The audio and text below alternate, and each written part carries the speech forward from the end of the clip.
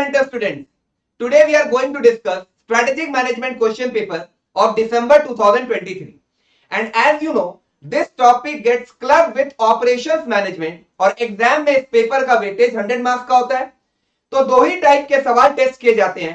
पहला multiple choice question, दूसरा descriptive question.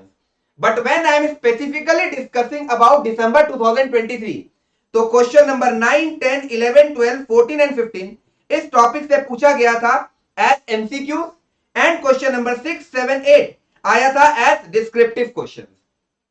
और जितने भी सवाल थे ना, सारे के सारे एकदम डायरेक्ट थे, इजी थे. अगर आप कंटेंट पूरा पढ़कर गए होंगे तो आसानी से बन जाते. तो चलिए स्टार्ट करें.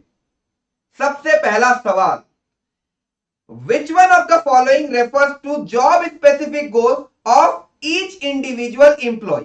तो हर एक इंडिविजुअल एम्प्लॉय का जॉब स्पेसिफिक गोल्स को हम लोग पर्सनल ऑब्जेक्टिव्स कहते हैं. तो करेक्ट आंसर क्या है? बी.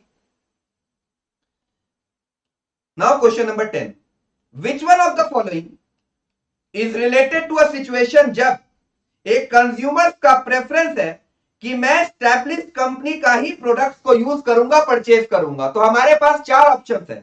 सबसे पहला इकोनॉमिक ऑफ स्केल. क्या मतलब होता है इसका? कि अगर आप ह्यूज वॉल्यूम में प्रोडक्शन करोगे तो आपका कॉस्ट पर यूनिट गिरेगा. तो ये क्या करेक्ट आंसर हो सकता है क्या? जी नहीं. फिर स्विचिंग कॉस्ट किसे कहते हैं? जब आप किसी एक ब्रांड से किसी दूसरे ब्रांड, किसी एक प्रोडक्ट से किसी दूसरे प्रोडक्ट, किसी एक सर्विस से किसी दूसरे सर्विस, या फिर किसी एक सप्लायर को छोड़कर किसी दूसरे सप्लायर में जो स्विच करने का आप डिसीजन लेते हो, तो उसमें चार कॉस्ट इन्वॉल्व होता है. Financial cost, time cost, effort cost and convenience cost. और इन चारों के चारों कॉस्ट के समूह को स्विचिंग कॉस्ट कहा जाता है. तो ये भी करेक्ट आंसर हो ही नहीं सकता. अब एक कंपनी कॉस्ट एडवांटेज कब इंजॉय कर सकती है? जब वो सबसे सस्ता माल बनाती है और सबसे सस्ता माल बेचती भी है. तो ये भी नहीं हो सकता.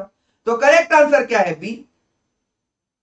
Brand loyalty is the situation जब कंज्यूमर्स का प्रेफरेंस है कि अगर मैं लैपटॉप यूज करूंगा तो एचपी का ही, मैं अगर बर्गर खाऊंगा तो मैकडॉनल्ड्स का ही, मैं अगर चिप्स खाऊंगा तो लेस का ही. तो क्या एक प्रेफरेंस दिख रहा है नहीं for the product of established company? तो करेक्ट आंसर क्या है? B.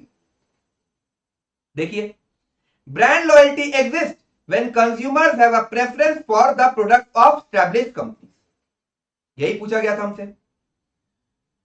Then question number 11, the fundamental rethinking and radical redesign of business process to achieve dramatic improvement in critical contemporary measures of performance such as cost, quality, service, speed is called as business process reengineering. देखिए, मैंने आपको class में चीज समझाया था कि पहले CMA institute में जो आप फॉर्म जमा करते थे वो मैनुअल तरीके से होता था सबमिट. अब पूरा का पूरा प्रोसेस में ड्रामेटिक चेंज आया है. अब ऑनलाइन तरीके से भी आप सबमिट कर सकते हो. तो इसी कंसेप्ट को हम लोग बिजनेस प्रोसेस रीइंजीनियरिंग कहते हैं. एग्जैक्टली यही स्टेटमेंट हमारे मॉड्यूल में भी है कि बिजनेस प्रोसेस रीइंजीनियरिंग में be considered to be a radical redesign of business process often used by companies to cut cost and return to profitability. Hammer and Champy defined business process reengineering as the fundamental rethinking and radical redesign of business process to achieve dramatic improvements in critical contemporary measures of performance such as cost, quality, service and speed. समझ में आ रहा है? जी हाँ, ये भी आसान था. Now question number 12, a collection of data जिसका वॉल्यूम ह्यूज है और जो एक्सपोनेंशियली ग्रो कर रहा है. आज फेसबुक, स्विगी, जोमैटो, इन सब के यहां पर जो डेटा जनरेट होता है वो क्या धीरे धीरे इंक्रीज कर रहा है कि एक्सपोनेंशियली इंक्रीज कर रहा है? ऑब्वियस सा बात है, एक्सपोनेंशियली इंक्रीमेंट आ रहा है उसमें. उसी कंसेप्ट को हम बिग डेटा कहते हैं. तो करेक्ट आंसर क्या हो गया? ए.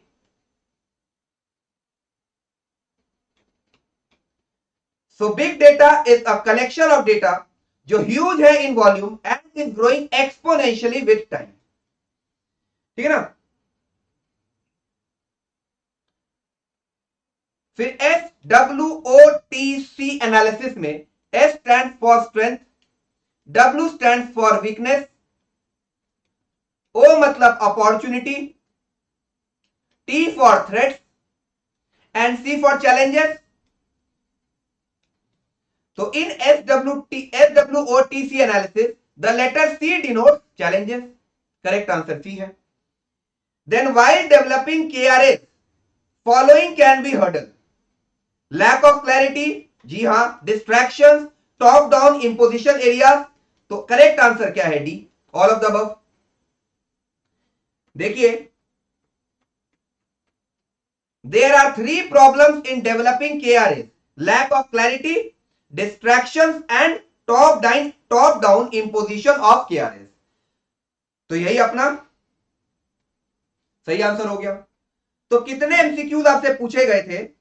6, and within 2 minutes we have solved all these 6 MCQs.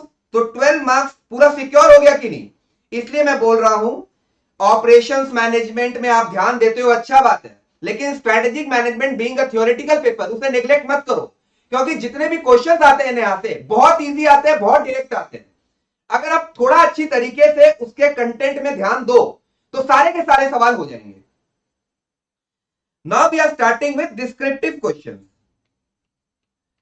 सबसे पहला सवाल आपसे पूछा गया था कि एक्सप्लेन करो in brief the various important issues that need to be kept in mind while setting up objective of an organization। देखिए, so the important issues that need to be kept in mind while setting objectives are as follows: quality, verifiability, reality, periodicity, specificity and multiplicity। तो ये 6 point थे जो आपको लिखकर आना था, और कीवर्ड सारे के सारे मार्क्ड है।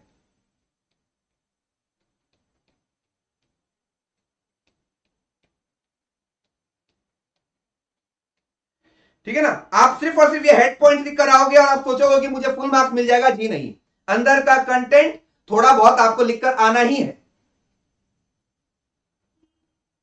Then question number 6 B, in spite of the fact कि क्लाउड कंप्यूटिंग के बहुत जबरदस्त बेनिफिट्स होते हैं, लेकिन yet it has own causes of concern.